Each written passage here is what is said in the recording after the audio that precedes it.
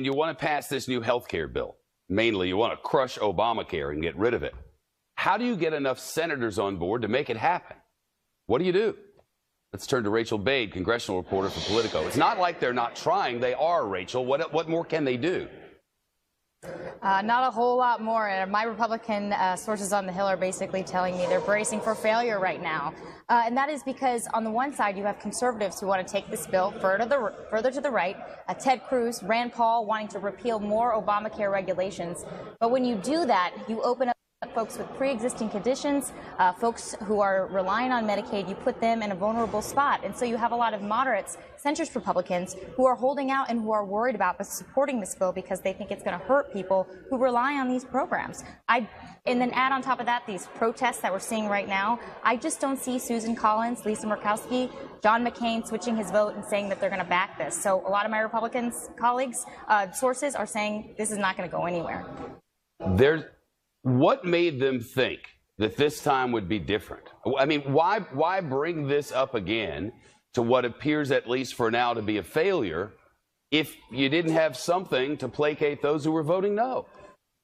I think two things. The first thing is the time issue. Right now, as you know, Republicans only have until the end of the week to pass an Obamacare repeal.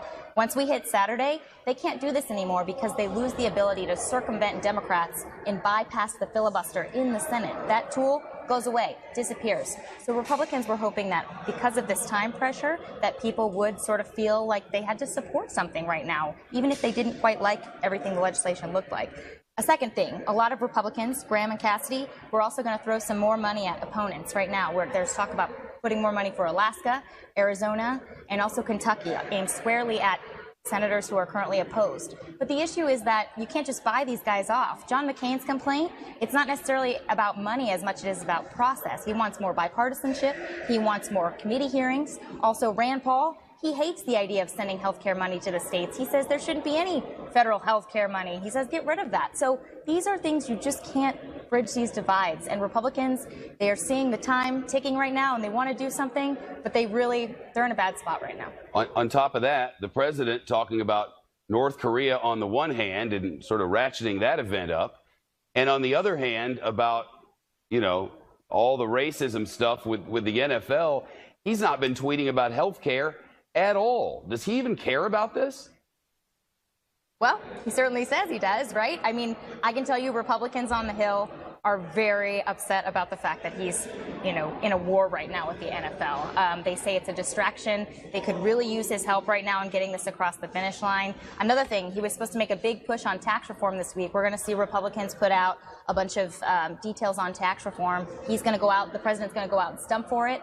But look at the front page of the papers right now. We're seeing, again, like you said, the spat between the president and the NFL. And this is not things that Republicans want to be talking about. Well, Republicans may not want it. Rachel, Republicans may not want it. But this thing, I read the email. I have Twitter, though I let them take care of it. It's very clear that for his base, this is the red meat of all red meat because they're able to reframe this. They're able to say, oh, they're attacking the national anthem. They're attacking the troops. They're attacking the flag. None of which they're doing. They're not doing any of that. They're upset about racial injustice in the country, and they're upset about the things that the president has said. And yet he's able to turn it around for his base. Isn't this all a play to his base? And could it possibly be so that they don't notice there is no health care and North Korea is the biggest mess since the Cold War? Maybe a distraction he wants right now, right? No, it definitely plays up to a corner of his base, a fraction of his base. I can tell you, I was talking to a Republican about this just a couple of hours ago, and they don't see this as being helpful at all. This source was saying, these protesters were just a few players, and they were barely getting any headlines. And then Trump attacked them and attacked the NFL. And ever since then, it's just ratcheted up so that now you have a whole bunch of 200 players taking a knee or back in the locker room not standing for the national anthem. And it's an ugly dispute right now, right? People in general don't like it when folks protest the national anthem, but it's become more. Of course, they're not protesting the national anthem. Right, correct. That's not what they're doing.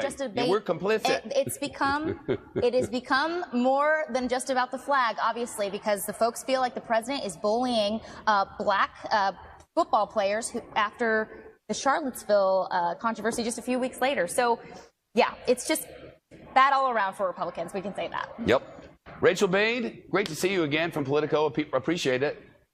Yeah, absolutely. Time is running out for Republicans to get something done on health care before they have to bring in Democrats or, more realistically, move on.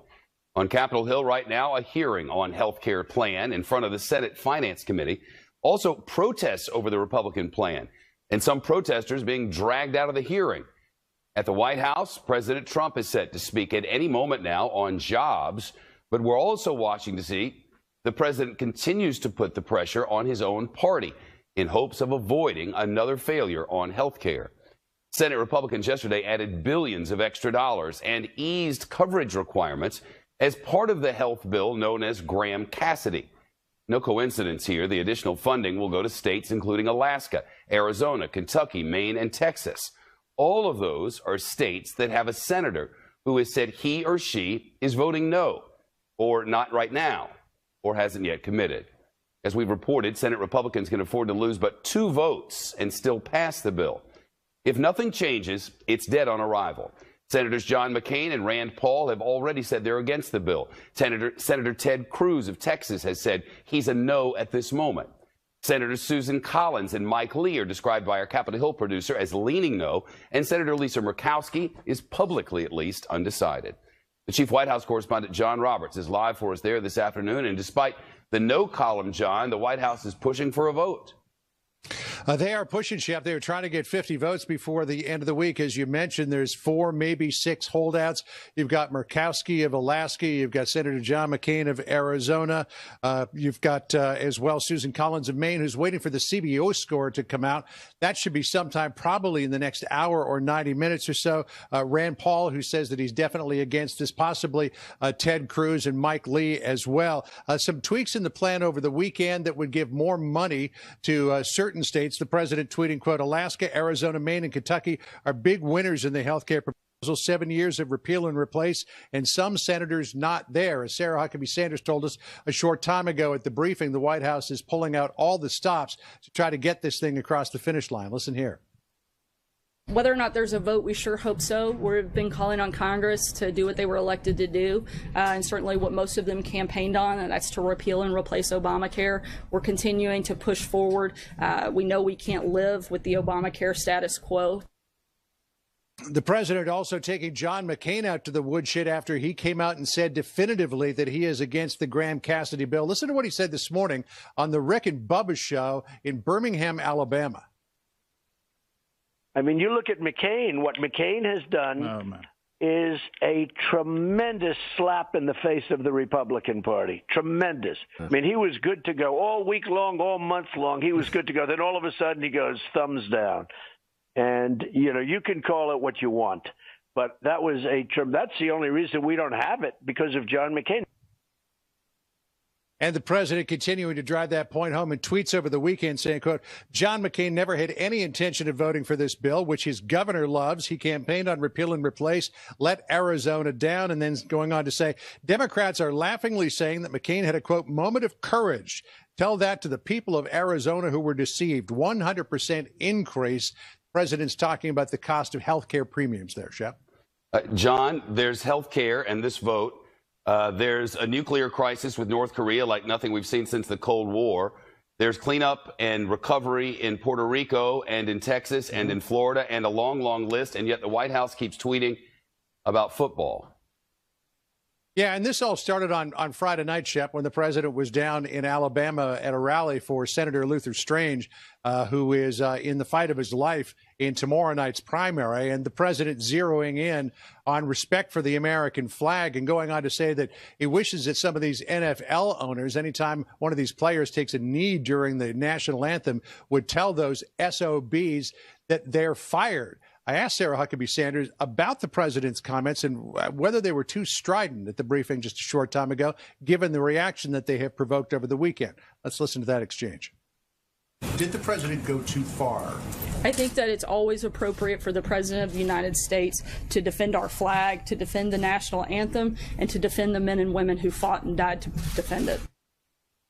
And as we saw over the weekend, some 200 players out of more than 1,600 in the NFL either took a knee at their various games, or in the case of the Pittsburgh Steelers, Seattle Seahawks, and one other team, actually stayed inside the locker room rather than coming out for the national anthem, with one notable exception, Alejandro Villanueva from the Pittsburgh Steelers, who did 3 tours of duty as an Army Ranger in Afghanistan. He was the lone player during that game to come out of the tunnel, put his hand over his heart, and stand for the national anthem. As to those weekend protests, Roger Goodell, the NFL commissioner, said basically they reflected the frustration, the disappointment of the players over the divisive rhetoric that we heard from Trump.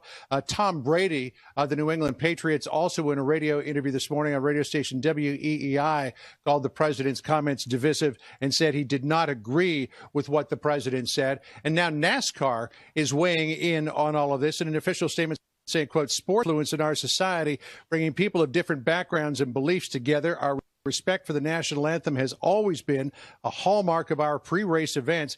Thanks to the sacrifices of many, we live in a country of unparalleled freedoms and countless liberties, including the right to peacefully express one's opinion." And despite the fact that his